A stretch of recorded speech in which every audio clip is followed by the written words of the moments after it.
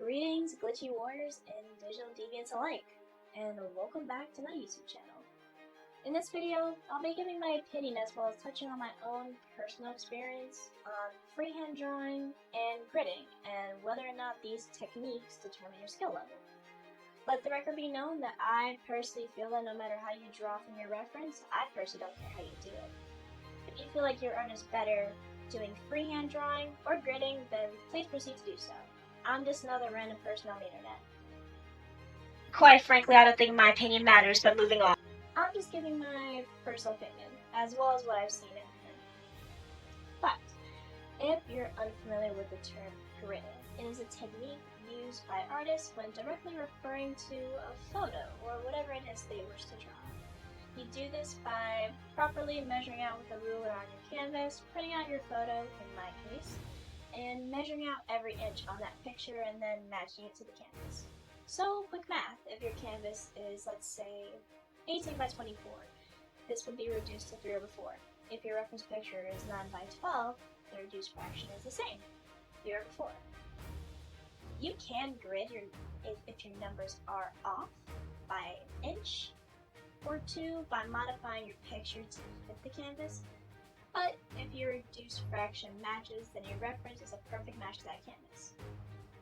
Now, how does one go about gridding?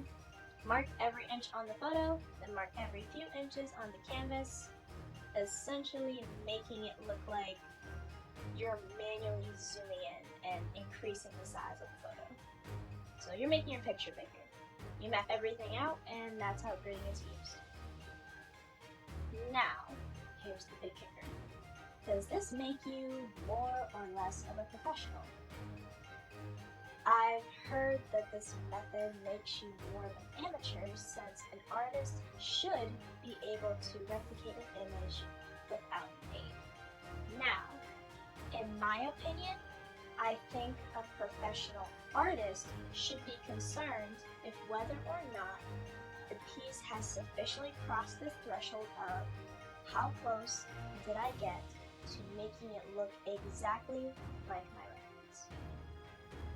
How you got to that point shouldn't matter, especially when gridding is an extremely helpful tool to get there. Now, if you can freehand, all props to you. That's an amazing trait. But then I gotta ask the same question referring to, let's say, musical artists.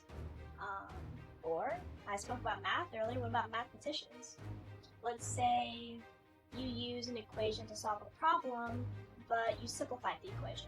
Granted, it's the same equation, but let's just say you simplified it, move a couple things around, and you made a simplified way for you just to plug in your numbers and get the same answer. You didn't use the long drawn-out formula to solve the equation. You used a simplified format. But yet, let's say person number 1, who used the long drawn-out formula for the equation, versus person number 2, who used the simplified one. Slightly modified, but they got the same answer. Or, let's say for musical artists, those who are able to listen by ear and replicate the music, or those who have to take notes first.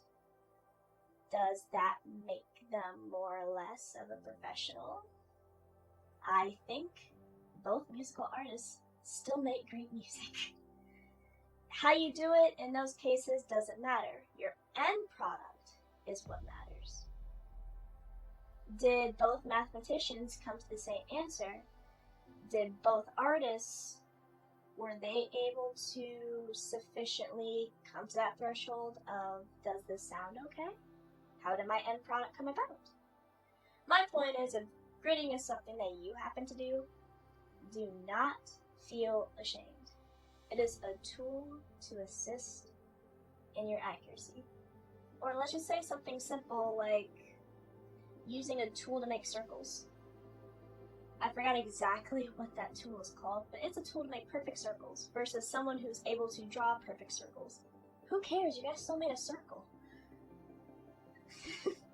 I mean, do you get it now? Freehanding is never the end-all be-all. Now, it is a fact that freehanding is definitely an admirable trait. It is extremely admirable, and if you are able to, that is an amazing quality to have. That's really awesome. But if you grid, does that make you less of an artist or an amateur for using it? That is up to you to decide by means of your end product. How did your end product come about? As a person who grids and made some pretty decently accurate pictures, I'm not mad at the outcome or the tool that I used to get me to that outcome. But that's honestly about it. I really do hope that you guys enjoyed the pieces I painted in acrylic paint, and stay tuned for more artsy tips and rants. Little side note, I'm sorry that the one portrait that came first, the first couple, my camera kept dying, so I couldn't, unfortunately, take footage of the guy that I was painting. But I think it still came out pretty okay. You guys get the point. You put on your base coat, you put the shadows, and you highlight everything, and you go into details. We all know the process by now, okay? And then for the second one, it is choppy because I actually used that footage from my stream. I just happened to be streaming it from one of my cameras that don't need a battery. But I hope you guys enjoyed it nonetheless. So, be sure to drop a comment to suggest what I should discuss next. Preferably art related. I'll just say art related because I do prefer talking about art related things, and I'm very passionate about art related things. So yeah, comment a suggestion on something art related. And don't forget to stay tuned for another little sketchy story time video. Artsy, put a thingy right here. Go click that link. It is actually kind of funny. And I think my next video, I might reference something as far as my previous crushes. But that's just, I'm putting that out in the ether. It's out there. I'm not saying, you know what I'm saying. It could be a thing in the future. It's a possibility. I'll put it out in the ether right now, but no promises. However, I am leaning towards that for being my next little sketchy story time. So please stay tuned for that. I highly enjoy making videos like that because it's just comedic relief. I roast my 10-year-old art. Come on, come and join me on that side. But don't forget to like, subscribe, take a look at my socials below. I am on Instagram, Twitter, DeviantArt. I'm on all of the platforms. So please feel free to join me. I'm trying to grow my digital family, and you'd be doing a great thing for me if you can help me out with that. I would highly appreciate it. But in the meantime, guys, do not forget to always. You guys know the lingo by now. You guys know my saying. Go big, stay artsy, and most of them all, the most important piece, stay savage. I love you guys. Roll that outro.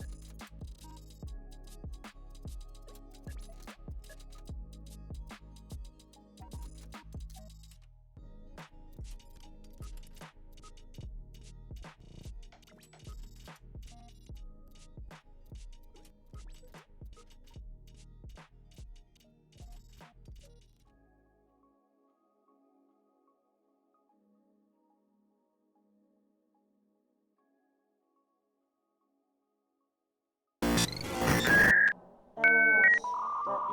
Thank you for joining me.